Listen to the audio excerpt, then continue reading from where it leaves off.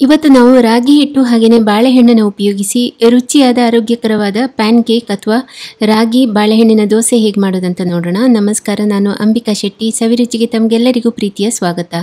ಅರ್ಧ ಕಪ್ ಹಸಿ ತೆಂಗಿನ ತುರಿ ಮತ್ತು 2 ಕಳಿತ ಬಾಳೆಹಣ್ಣು, ಜೊತೆಗೆ 1 ದೊಡ್ಡ ಚಮಚ ಆಗುವಷ್ಟು ಬೆಲ್ಲ, ಇವಿಷ್ಟನ್ನು ಮಿಕ್ಸಿ ಜಾರಿಗೆ ಹಾಕಿದ್ದೇನೆ.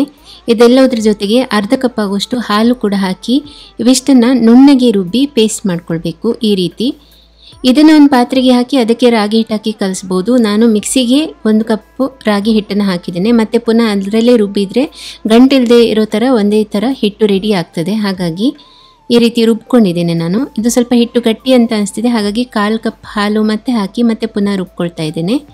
ಬ್ಲೆಂಡ್ ಮಾಡಲಿಕ್ಕೆ ಅಷ್ಟೇ.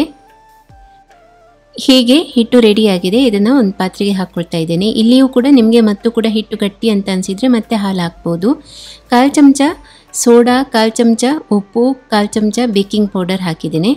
ಸೋಡಾ ಮತ್ತು ಅಂದರೆ ಬೇಕಿಂಗ್ ಸೋಡಾ ಮತ್ತು ಬೇಕಿಂಗ್ ಪೌಡರ್ನ ನೀವು ಇಲ್ಲದೇ ಇದ್ದರೆ ಸ್ಕಿಪ್ ಮಾಡ್ಬೋದು, ಹಾಕಲಿಕ್ಕೆ ಇಷ್ಟ ಇಲ್ಲದೇ ಇದ್ದರೂ ಸ್ಕಿಪ್ ಮಾಡ್ಬೋದು. ಬಾಳೆಹಣ್ಣು ಹಾಕಿರೋದ್ರಿಂದ ಅದು ಮೆತ್ತಗೆ ಬರ್ತದೆ ದೋಸೆ. ಹೀಗೆ ಹಿಟ್ಟನ್ನು ರೆಡಿ ಮಾಡಿಕೊಂಡು ನಾನಿಲ್ಲೊಂದು ಮೆಷರ್ಮೆಂಟ್ ಕಪ್ ಯಾಕೆ ಉಪಯೋಗಿಸ್ತಾ ಇದ್ದೇನೆ ಅಂತೇಳಿದರೆ, ಎಲ್ಲ ದೋಸೆ ಅಥವಾ ಎಲ್ಲ ಪ್ಯಾನ್ ಕೇಕ್ ಒಂದೇ ಹದದಲ್ಲಿ ಒಂದೇ ಸೈಜಲ್ಲಿ ಬರಲಿ ಅಂತೇಳಿ. ಮತ್ತು ದೋಸೆ ಮಾಡಲಿಕ್ಕೆ ನಾನು ತುಪ್ಪ ಬಳಸ್ತಾ ಇದ್ದೇನೆ, ಎಣ್ಣೆ ಬದಲು. ನೀವು ಎಣ್ಣೆಯಲ್ಲಿಯೂ ಮಾಡ್ಬೋದು.